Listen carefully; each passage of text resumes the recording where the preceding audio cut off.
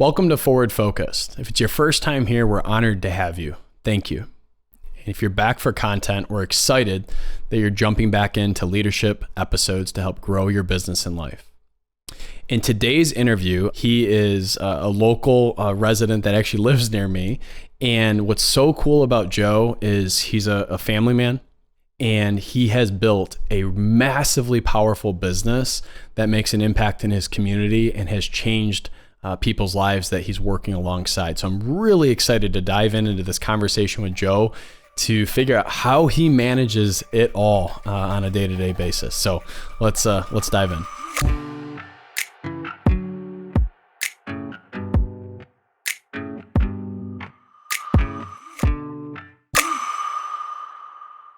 All right. Well, Mr. Joe Kutchey, I'm excited to sit down with you today. And we've tried to have a couple of these conversations, and COVID and life and craziness has delayed it. But thanks for making time today for our Forward Focus community. I appreciate it. Glad to be here. It's awesome to finally sit down and be able to chat. Yeah, cool. Very cool. Well, Joe is the founder and owner of HSP Diesel.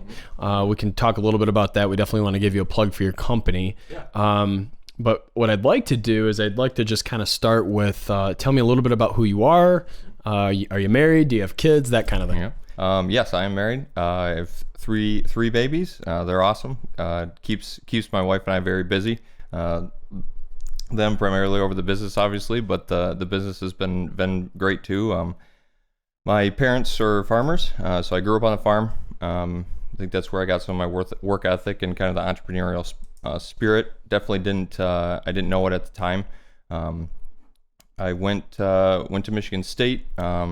Went to the electrical program actually, and did a lot of different things to kind of get where I'm at. But yeah, I mean it's been a crazy journey along the way, that's for sure. Yeah, for sure. So your parents have been farmers their entire career, Yes, right? They still are farm. They have a vegetable market.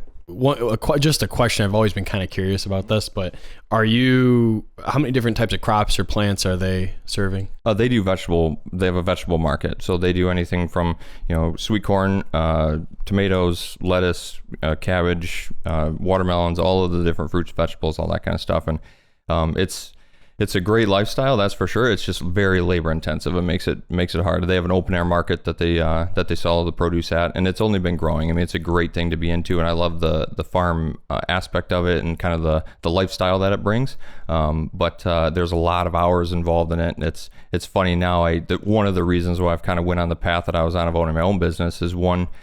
Just because I've always wanted to do something, the things my way. And it's a good thing and a bad thing, I would say. But I always thought my dad worked so many hours, like, man, when are you going to take vacation? And obviously as I was younger, I think he just enjoys the process. Like he doesn't necessarily need a vacation because he enjoys what he does on a day-to-day basis. And being on the farm, obviously I was around a lot. So he was always going to be involved with us, on the farm with the kids. I was either in the tractor with him. My sisters were at the market. I mean, it didn't matter. We were always with each other. So it was kind of cool. We didn't have to have that vacation because we always got the time with our parents and everything. How many siblings? I have two sisters, one older, one younger. And I'm just curious. I always like to ask this after you talk about role modeling. Do they own their own businesses? Are they? No, they don't. They're involved in the farm. Okay. Both of them are involved in the farm in some way. Okay. My sister also is a crop insurance agent. She's actually, I believe, teaching crop insurance a lot now. And my younger sister she worked at Amazon for a while as a product photographer, and actually we've recently hired her at HSP Diesel because she's going to be doing a lot of our photography and product creation and that kind of stuff for us. I was just curious because oftentimes, when you talk about entrepreneurial spirit or work ethic, that can be role modeled. It can also be learned. So I was just curious. And it's funny how all three of you in some way, shape or form are building your own book of business or impacting a business at a high level. Yeah, so, absolutely. Very cool. So what different passions or hobbies do you like, or do you spend time with? My main thing I wanted to do when I was younger was be a motocross professional. That's pretty much what I wanted to be my entire life. I mean, that's really all I thought about.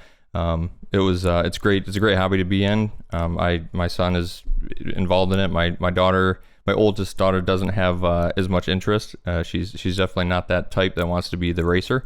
But my youngest, we'll see. She's only a year and a half, so she shows me a little bit that she's got it in her. But we'll see as she gets older. But yeah, the motocross thing was good. It was to me, it was one of those things that helped shape to me who I am. Like the thing that I liked about motocross is it was very dependent on my actions. The results that I was able to get was based off of the dedication that I put into it. If I stayed out partying too late and I had to race the next day, most likely I wasn't going to do as well. So it was kind of neat to see the direct, reflection of what I did in training was going to be the result of on the race day. It was kind of neat. Yeah, the intentionality of how you prepared showed up later, right? We talk a lot about that here at Ford Focus, is preparedness and being intentional. How did you get exposed to motocross? My dad rode all his life. I mean, from the time, he never did any racing, but always, again, growing up on the farm, we have a lot of property to ride. It was always something that we were just naturally able to do. I could say he definitely didn't get a lot of incentive from my grandfather, but at the same time, it was something my dad always enjoyed. So it was more or less he showed me things that he did to his motorcycle just to keep it running, and the equipment that he had is a completely different realm of what I grew up with. It was much nicer that the bikes, whatever that I had, but I think that's a little bit where that comes from, is just wanting to ride, and he's the one that really got me into it. We rode a lot as I was younger. And as you aged, you had aspirations with this. It was more than a hobby or an interest. Yeah. No, I mean, my whole goal was to go pro and then be a professional motocross racer. And when I was 15, I actually I broke both legs, both ankles really bad. And it actually set me back. I was in the hospital for, I think, a couple months. I was in a wheelchair for the remainder of the year. It was a pretty bad situation, and it still affects me to this day. But at the same time, it's odd. A lot of people said, how do you still ride? Do you still? And I do. Like, it doesn't hinder me to want to go ride at all. It's a weird situation. It definitely affected me a lot of my life and slowed me down as far as just activity day to day or whatnot. I'm not the one that's going to be able to go and play soccer now. I definitely, and that's not going to work. But at the same time, it's an odd, continually want to drive towards riding and whatnot, even though it's something that drastically changed part of my life. Yeah. So you're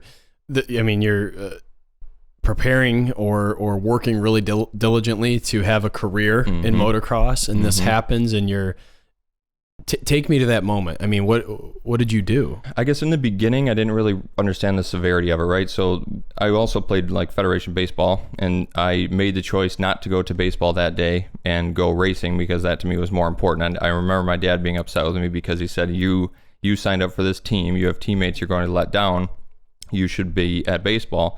And of course, this happened at the track. And so that bugged me a little bit, because I'm like, man, I should not have done that. Right. But the decisions you make, that's just what you make. You have to own it. And so after getting through it, obviously it took a long time to get back to where I wanted to be. But at the same time, I almost look at it now as that if it slowed me down enough to kind of let my other ambitions shine through, right? Before I was so active with everything physical, I never sat down and actually used some of the engineering brain that I think I do have, and I did have, that I just never realized before. So slowing me down and getting me to go, oh man, I actually enjoy sitting and doing some calculating, what may work on this, or different sorts of problem solving. Yeah. And so, like I said, I'm a huge believer in everything happens for a reason. So as painful as it was, and I wish it would have never happened, I'm almost grateful that it did, because I think it kind of pivoted my mindset into different avenues that I maybe wouldn't have discovered before. Yeah, there's a great intentionality and power in having to sit with yourself. And when you're sitting with yourself, you can go negative and you can spiral, or you can focus on what could be new. And it sounds like there was probably a little bit of both of that going on, but eventually it became into new mindset, new thoughts, tinkering and ideas. Right. So you mentioned Michigan State. Why Michigan State? It's a farming school. I know that. Yeah. My dad went to Michigan State for the horticulture and agriculture. But like I said, in the beginning, as I was growing up, I always enjoyed being on the farm. But my dad is very similar to me in the fact that he wanted it done his way, and knowing that his way wasn't wrong. And honestly, at the time, it probably was just frustrating for me because his way was primarily right. But I am somebody who enjoys learning the hard ways to some extent, right? Like, I absolutely would take information and direction from others, but I do enjoy, I think my mind works best when I fail, and then I see what I got to do to change it, to overcome it. And so being pushed into Michigan State, I said, well, I like Michigan State, and everybody at the time was very, very pushy towards going to college. And so I was only involved in a 2-year degree program for electrical technology. It definitely wasn't something I enjoyed because there was a little bit more of the engineering side of it, but something I wasn't going to utilize on a daily basis, right? I definitely enjoyed problem solving, and I enjoyed the intent behind a lot of it, but I knew it wasn't something that I was going to be an electrical engineer and sit behind a desk, because I enjoyed doing too many physical things. I like being out in the field and actually physically doing it. So, I often said, man, what a waste of time. But at the same time, every single thing I've done has always led to the person I am today, right? And I think without some of that, I definitely wouldn't have been able to create some of the systems that I have created, and just seeing that world in a different light, it was kind of nice. Yeah. So now we get through kind of that, and how does your current company get launched? Like, walk me through that. I did the electrical for a while. I mean, I moved all over the country, kind of saw everything I wanted to see. And it actually it's my wife and I met in high school and dated in high school. And it came to the point where I was a year ahead of her. So I made the decision I was going to Michigan State, and it, at the time, I think terrified me that I knew she was the person I wanted to marry, but I didn't want to let it affect me yet then. I wasn't ready for it. And so I went off to Michigan State. We broke up or whatever. We were separated for years. But I always stayed in touch. I never could, forget where she was or everything else. And I was moving all over the country doing my job. And I think, again, I needed that just to know where I truly belonged when I came back. And so it got to the time where I was working in Texas, I believe.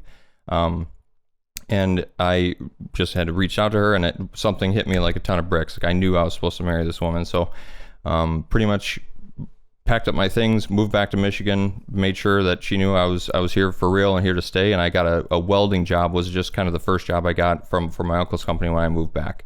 Fell in love with welding, loved building, loved the fact that I could create something that, from nothing. I mean, just pile of steel material, and I could make something really cool, and it really intrigued my mind and everything. And so at the time I had a truck, and I always enjoyed the motorsports, obviously with motocross and whatnot, but the automotive side of things too. And I always said I can go fast in a truck, and I don't have to be so hard on my body and my ankles. So it was that was a huge inspiration for it. So I started building some products for my own truck. And before I know it, I had buddies asking if I could build stuff for them, and it just kind of spiraled from there. Once I had a couple different companies that were already in that industry ask me if I could build products for them, that's when I knew it was something fairly serious. And so it just kind of continued to snowball until I was finally got a space. I quit my normal job at my uncle's, and I actually borrowed a space in my dad's workshop. He gave me like a 12-foot by 12-foot How long corner. did you do both? How long were you welding and fabricating and doing? I started in 2012 is when I started the LLC. I was still working full-time. Let's step back here. I actually quit my uncle's and worked for a company that was a Boilermaker. So I went and was going to be an actual Boilermaker, and that's when I truly learned how to weld. And there was a lot more pipe fitting involved. So that's when I got into the tubing and the intercooler systems. And so it was probably 2010 I got my LLC, and then 2012, for those 2 years, I was basically, we didn't start till 7, and then we quit at 4:30 or whatever. Well, I would start welding in my dad's barn at 4:30, 5 o'clock, pack up, go to my normal job, come home, weld until I had to go to sleep. I pretty much was nonstop building products, and that's really all I could think about other than my normal job.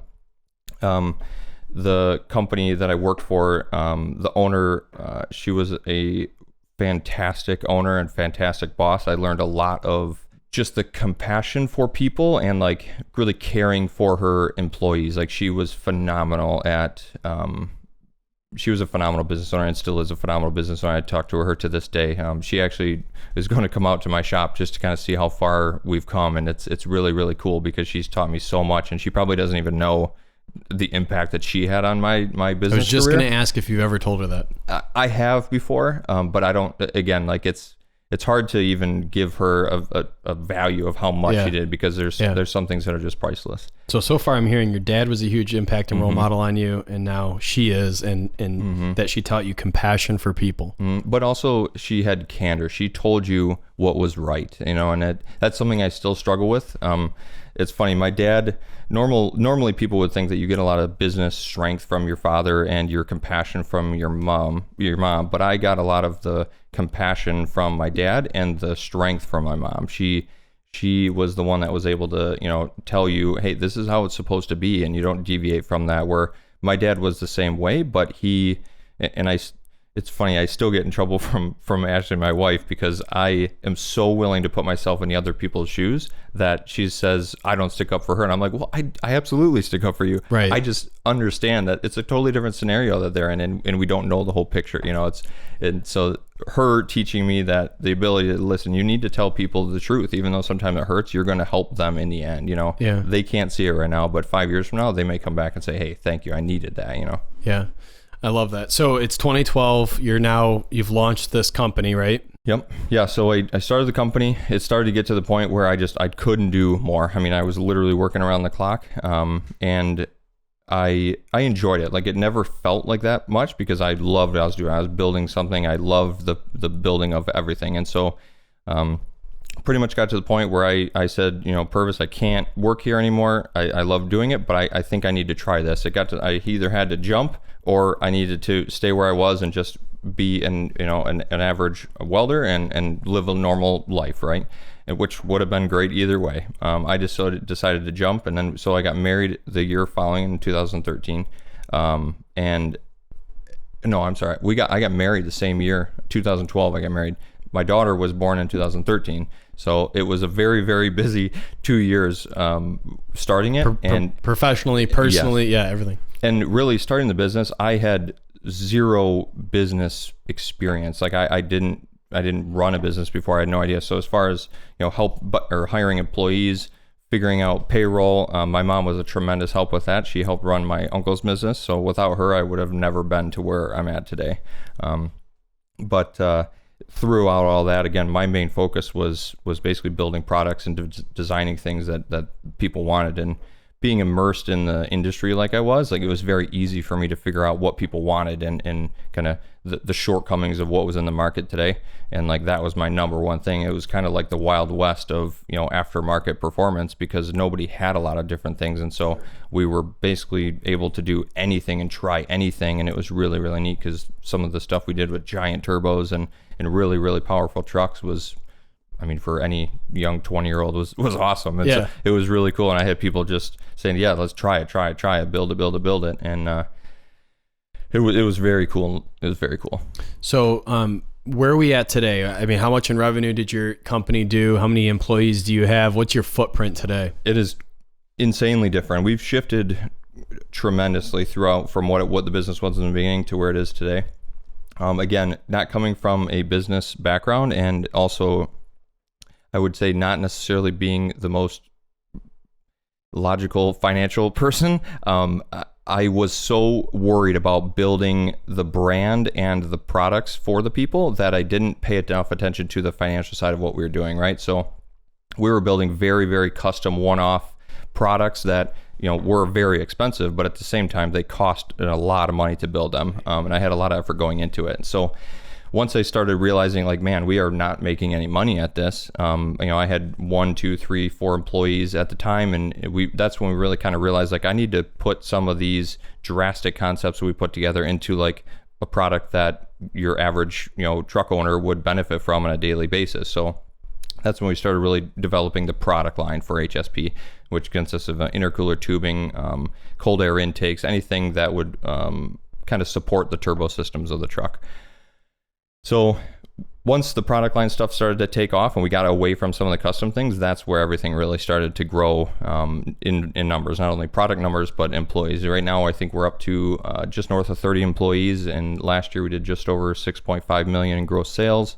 And it's incredible seeing that growth, knowing where it came from and how it all started naturally. And I think that's one of the main things that drove the company is I didn't have any of that background in the marketing. I didn't have any background in the business side of it. So everything I did from day one to even until the 5th or 6th year was 100% organic. We never paid for any ads. We never paid for anything. It was me walking around with my phone, taking a picture, and posting on Instagram. I mean, we have quite a good following on Instagram, but it was really, really neat to see it all grow. And there were some key people that my one employee, John, who basically runs the entire company now. He was hired as a part-time sweeper. I mean, it was incredible to see somebody come in as a part-time sweeper, but realized very early on that this was somebody that was going to be crucial for this business to grow, knowing who I was, right? I love being involved in the business, and that's probably my biggest kryptonite now, is the fact that I had to learn to not be in the business is the way it's going to grow. And I still struggle with it because I love every aspect of it. I love being involved in it, but I became that bottleneck because everything naturally started funneling to me, and it overwhelmed me. I had too much, going on. I always felt like I was letting everybody down. And so learning that, hey, you need to get a team around you that you can kind of divide and conquer, really helped take a lot of weight off my shoulders and kind of help the business truly grow to what it is today. That's a great point. And having the awareness of that is critical. There's so many leaders that don't have that awareness. They don't realize that they are their own lid. Yeah, absolutely. And it's very easy to get trapped in it. It really is. Yeah. And I mean, John Maxwell talks about speed of the leader, speed of the pack, right? And so you mentioned John, who started as a part-time sweeper and now is instrumental in running your company. Absolutely. Is that a leadership trait that you look for? Do you look for people that want to grow within an organization? And is that something that you value in your organization, creating opportunity for others? Yeah, it really is. Like we've had... It's funny in the beginning, like I've always hired off of personality more than I have talent. I always said I can always teach somebody a skill. I can't change somebody in who they are, or it takes a lot longer to shape somebody, and they have to want to change. It can't just be forced upon it. And so from the beginning, I've always based all of my hiring off of that. And John is very, very similar, kind of in our opinion on that. And so it was always easy to hire, and we always had a little bit of an advantage hiring. Because of the industry we're in, like the products we were building, it was always cool. Like it's a hobby. It's things people love to do. And so we never had an issue hiring. The struggle that I've had is,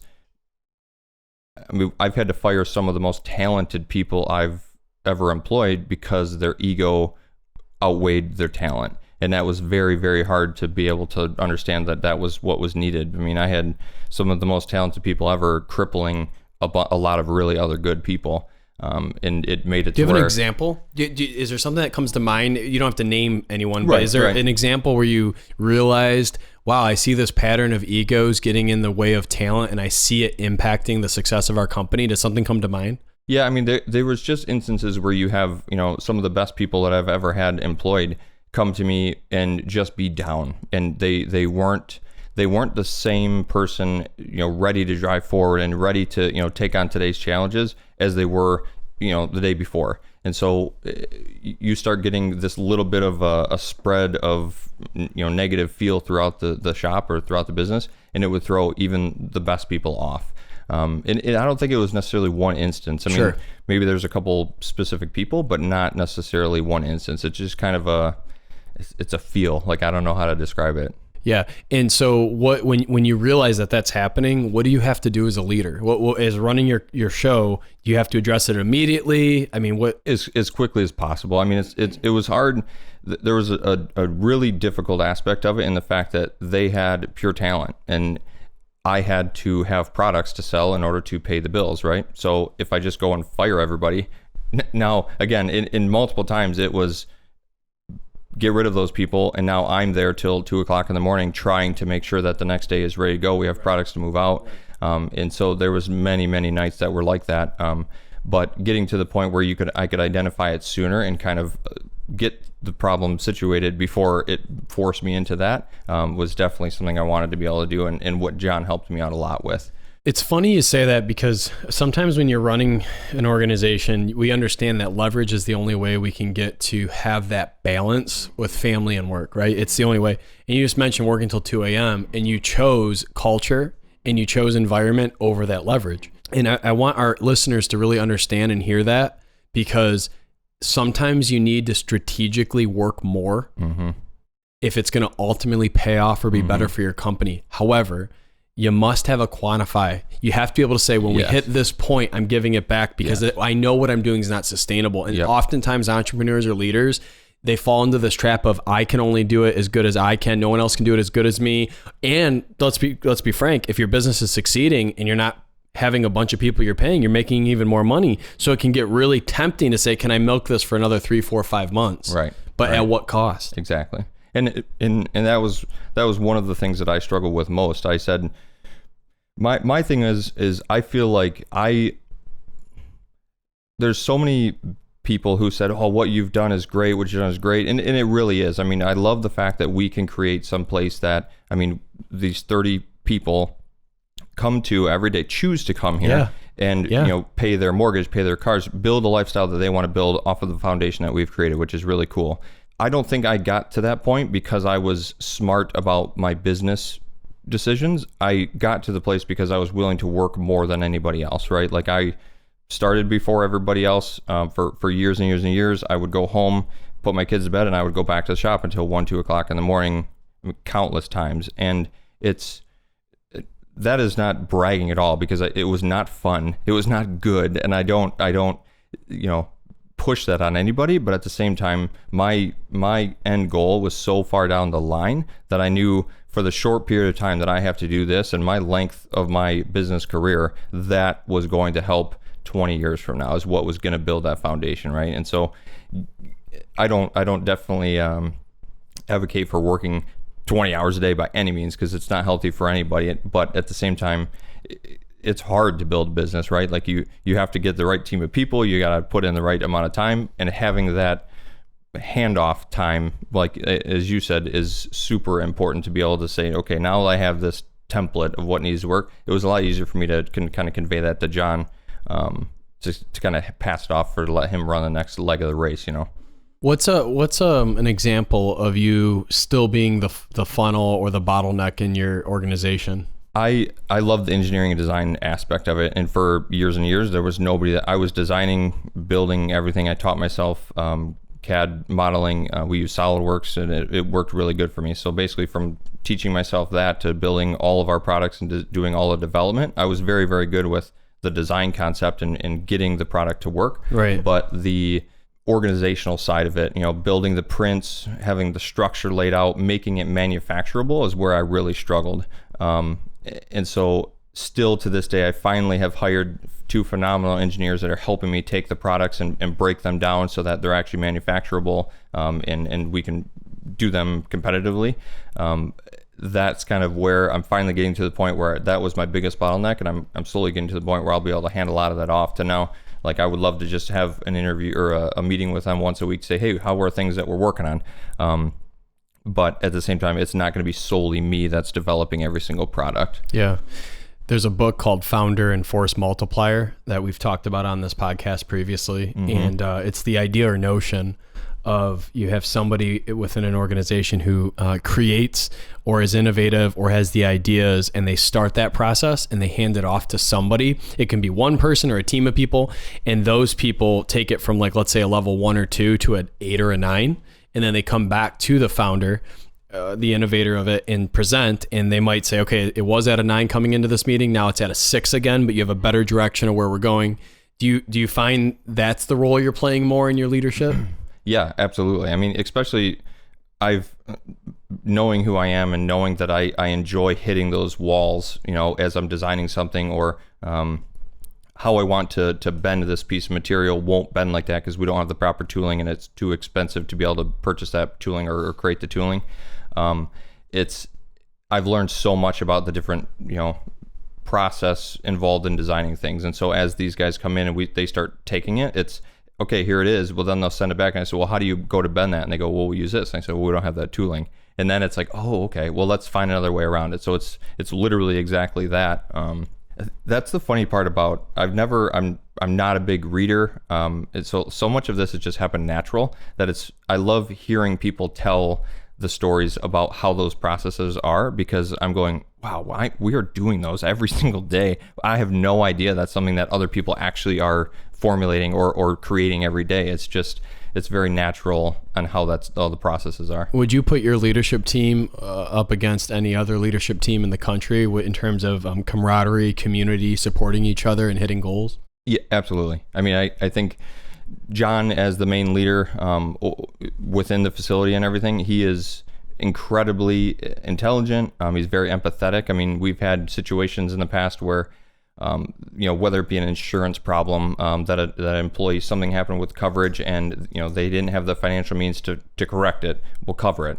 Like, no questions asked. We are there for our employees 100%. And I think it goes a long ways, and I've always had that from the beginning. I was never taken serious as a business because I was so young when I was creating it that a lot of people thought it was just a part-time gig. But as people come in, we offer, insurance and 401ks and all of the bells and whistles of what, a larger employee might offer. And that was the only way for me to get quality people who wanted a career path in, welding, manufacturing, in some way. And so I could go on and on about how great they are, but the way that we listen to what our employees need and whatnot, it really speaks volumes of the character. Do you have a formal way where you get that feedback, or is it informal hallway shop talk? Is it somewhere in between? Right now, getting feedback from your people? Yeah, somewhat in between at this point. Again, me as a person, my wife calls me a squirrel because I'm pretty much all over the place, but I think that's one of my best traits. That's what is so beneficial about John. If I were to say, like, I have these pieces of my character, these are my flaws, his character basically fills those gaps. He's very attentive, he's very caring, but he's also on time and diligent and makes sure all of the T's are crossed and the I's are dotted, and he just fills in all of the spaces that I would say are flaws in me. And so he is setting up more structure in the business constantly so we can have those conversations. But I would say for me, my best way to do it is just being real with them on the floor. I went down and talked to them. I was always involved with everybody. And again, like that's most difficult for me because I was so involved in the business. I didn't have to have those scheduled talk times because I was literally talking to every employee every day on the floor as though I was just an employee on the floor with them. And I think that helped a lot, knowing that, gaining their respect, knowing that I was willing to put in just as much work as they were. But at the same time, as we continue to grow, it just kept being more difficult for me to talk to everybody on a daily basis. And, sure. And I became the bottleneck, of course. Sure. And that's where you identified sort of a span of control reporting structure. And that's where John stepped in and some other folks, right? Exactly. Because people, I mean, at a certain point, the fundamental truth is that until people know how much you care, they don't care how much you know. It's that simple. You could be the best, ketchup popsicle salesman in Alaska, and have white gloves on trying to sell it. But until you can actually provide value and trust and community in your situation, I don't care how many popsicles you're going to try and sell me. It doesn't matter, right? Right. Exactly. At the end of the day. So, what struggle did you have over the last 5 years or so, whether it's pandemic related or not, that you've struggled with and you're proud of how your team overcame? Maybe it was a struggle at first, and then you overcame that. I mean, is there something that comes to mind in terms of a situation where your leadership shined through? I would say one of the biggest things that was the biggest hurdle was the people we have are such, I mean, they're such good people. We don't, after having the initial trouble with some of the way that we've had employee trouble with personalities, we're very, very in tune with who we have involved, also have to fit, somewhat with everybody else. Obviously, the larger we get, the more personalities there are, the more conflicts there may be, but we all have a mutual respect, right? And so as we hire now, if somebody comes in and we can clearly tell that, they just don't have, they don't hold the respect value that we have, they don't make it. I mean, we just let that person go because we know that it's only going to make conflict later on. And so having the ability to say, letting John take a little bit more control of that overall feel of the shop has been one of the things that I've struggled with, because like I've said before, I mean, and John and I have this conversation, I've always wanted to be involved in the business, but then I look at it like, well, who's steering the ship? I mean, if I'm the captain of the ship and have my welding helmet on, it's a temporary Band-Aid, for a problem that obviously I need to get somebody in that place, because the captain of the ship should not be, manning the boilers down below.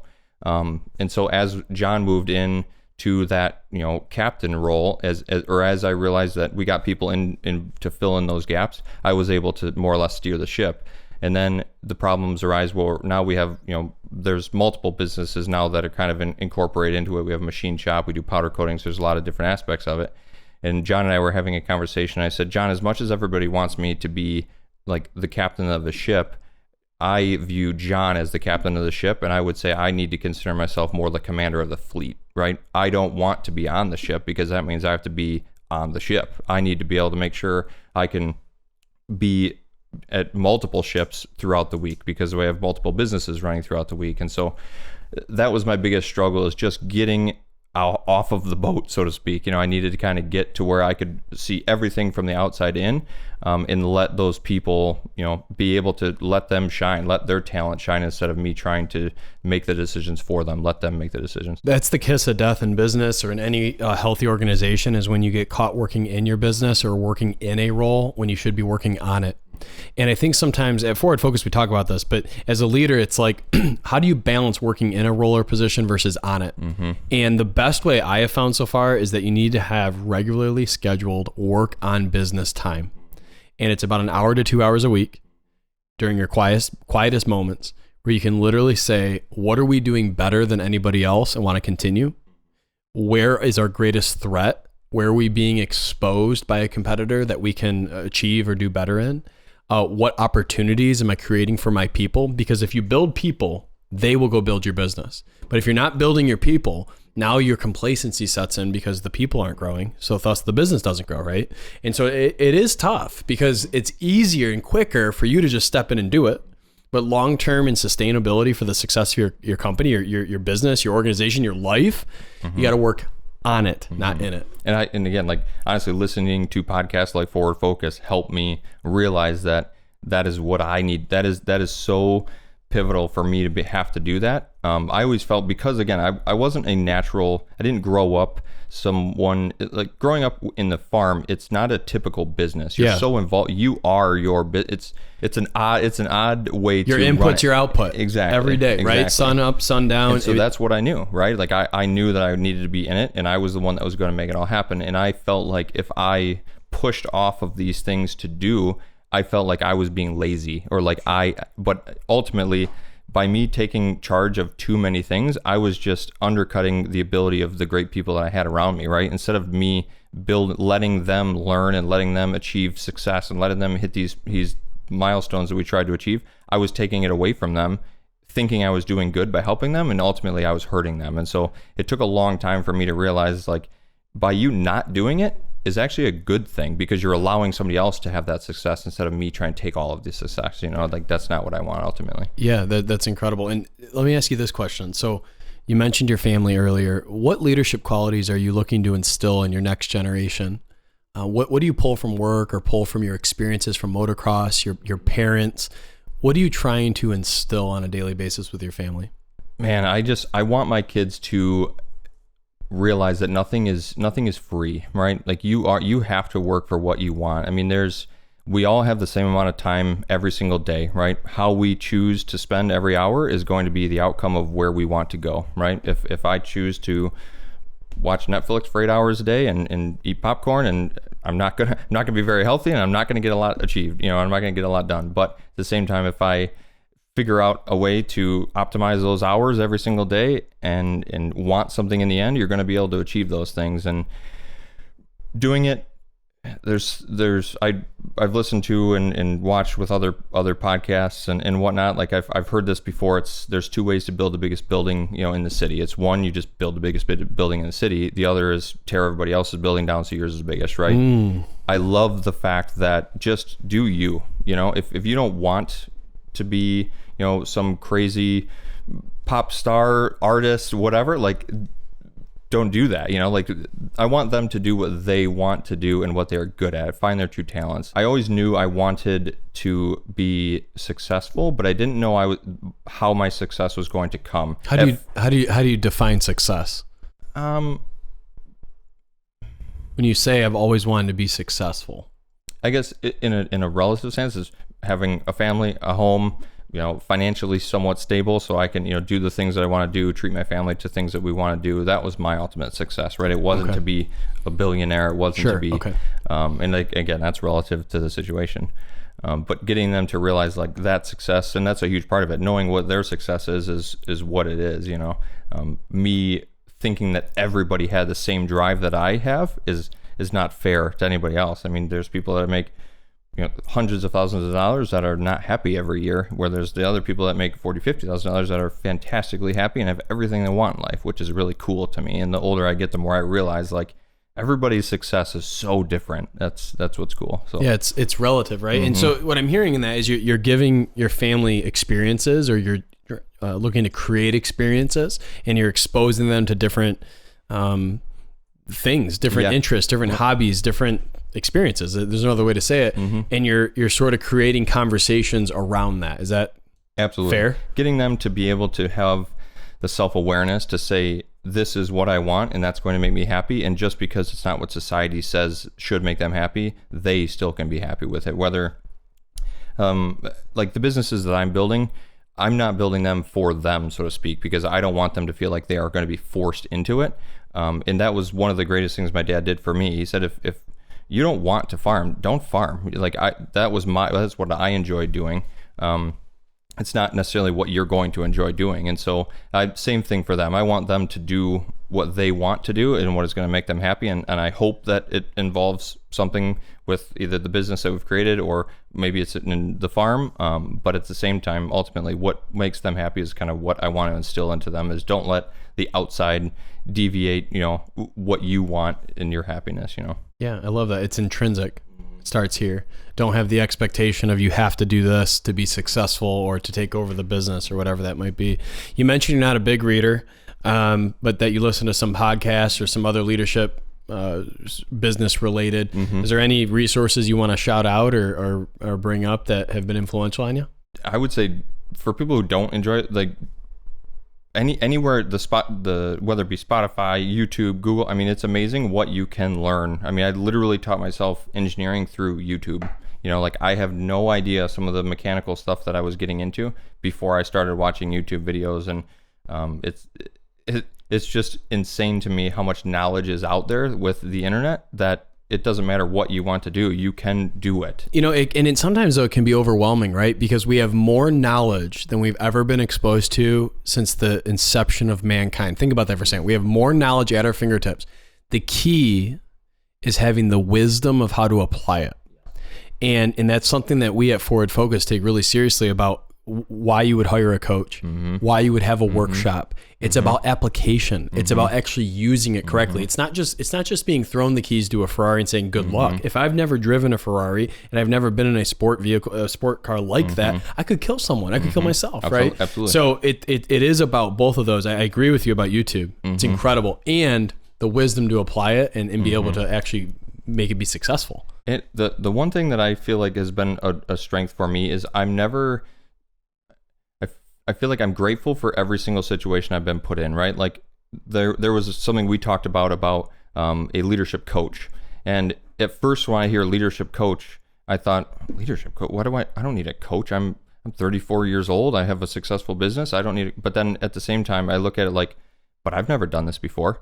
I don't know the situations I'm going to be put into. And sometimes I think, man, I should look into the coaching side of it because of some of the shortfalls or shortcomings that I have, how they can kind of steer me in the right direction and be able to take in that information and then utilize it. I mean, it would only be beneficial. And I think we've even had a conversation before about, well, I have a coach when I'm young and learning baseball. I have a coach learning basketball. I have a coach learning anything, And so the coaching side of something is something I'm really looking forward to in the future, because I think it can help, fill in some of those holes or shortcomings that I have as far as the business side, just to kind of make everything a little bit more robust on the foundation of the business. Yeah, coaching pulls out the most enabled opportunity for the person within.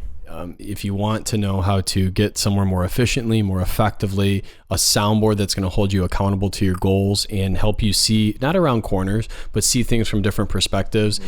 There's so many people in your world, Joe, because of the position you're in and the business you run, that even if they don't mean to, they tell you what you want to hear.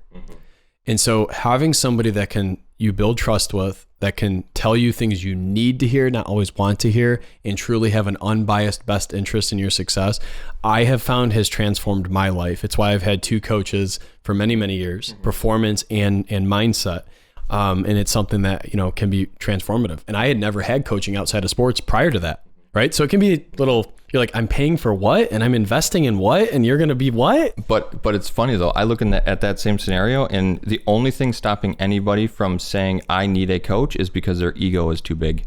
And so I look in the mirror and I say, I've had to fire the most talented people I've ever employed because of their ego. And now it's not fair for me to say, well, I can't have a coach because I would be too big of an ego, So it's kind of making you look in the mirror and saying, you know what, I can use this help. I can be a better person. I can use those tools to make it better, So one kind of final thing I want to ask you, what is like a final thought or a leave behind that you'd like to give to our listeners around either leadership or success, or maybe it's a big, hairy, audacious goal that you have set for your company or life? What's something you'd like to share?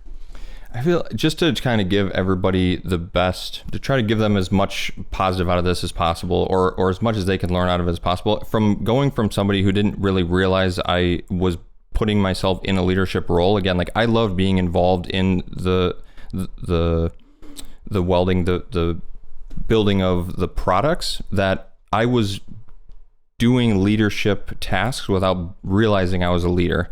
And then once I stopped doing the tasks from day to day, like welding and fabricating and doing some of those things, I realized I had to kind of transform my mindset into like, Joe, you are a leader. Like these people look up to you and they need direction on where to go sometimes. And so don't be afraid to own the leadership role. It's not a bad thing. I've always been the person who's looked into the office and said, oh, those office people, they don't know what they're doing. We are the ones that work all day. Now being on the other side of it, the leaders, the people in the office, they have a tremendous burden on them. And it's something that you just got to look in yourself and don't be afraid of who you are and what you're doing. If you're doing leadership role tasks, then you are the leader, and there's a lot of people looking up to you. And as a leader, it's funny. All the answers to issues or problems are with your people. They're living it every day. They're in the trenches every day. They're meeting with your clients every day, the products every day. If you just ask them, they typically have an answer or a part of the solution. And the thing is people want to have authorship in solutions. They want to have authorship in the environment they're in. So we as leaders need to continually, informally and formally, create an environment where we get that feedback, where we ask for it. So there's authorship, and also they have the answer. Yes. And the biggest thing, again, from somebody who went from being in the trenches to being the leader, you have to realize, to make the transition, people are so willing to help. They're always willing to help. But when you transfer from being the one who doing the task to being the leader, if you never let them succeed, after a while, they're not going to work for you to try to solve your problems anymore. So as a leader, like, realize they have to have the successes, they have to have the wins as well. It's not all going to come from you, it's the team. Yeah. Well, Joe, I loved sitting down with you, hearing a little bit about your story. I know it goes quick, doesn't it? Yeah, it does. It's crazy. But just your story around building your business and pursuing passions that helped explore the impact or thumbprint you wanted to make on this world, the way that you've valued role models and mentors in your business and in your life, the way that you've self-actualized and realized at times you've been the lid in your business, the way that you want a role model for your children. I think there's so many lessons for people that are on this leadership journey, wherever they may be in life, whether they're 5 years old or 85 years old. And so I really appreciate that, because this wasn't like it was one experience or one lesson or one leader that transformed you. It's been a series of things. And for me, it's funny. I see so many analogies or similarities around role modeling, teamwork, pursuing your passion and your love and your interest. And now that is kind of transcending into the business, where you're giving that creative control to other people in your business, so you can continue to focus on other things that matter in your life, in your season of life too. Mm-hmm. Mm-hmm. So that's really powerful and really cool. Thank you for your time today. Absolutely. And love being here. Yeah, and I encourage all of our listeners to check out HSP Diesel. We're going to have a link on the website to support your business and have them check it out, because it's some pretty cool stuff too. Yeah, anybody looking for cool parts, aftermarket performance, it's really cool stuff. Very cool. All right, Joe. Thank you. Thank you again. A big thank you to Joe for carving time out of his life and his business to sit with us and pour into our forward focus community. I really love that sit down. If you'd like more information about the business he's built, or you're intrigued about what he could provide, click on the link below and you'll be able to check out more about what HSP Diesel's doing and what his goals are. If you found value in today's content, please be sure to subscribe so you never miss a lesson to become the leader that you deserve to be. And until next time, lead on.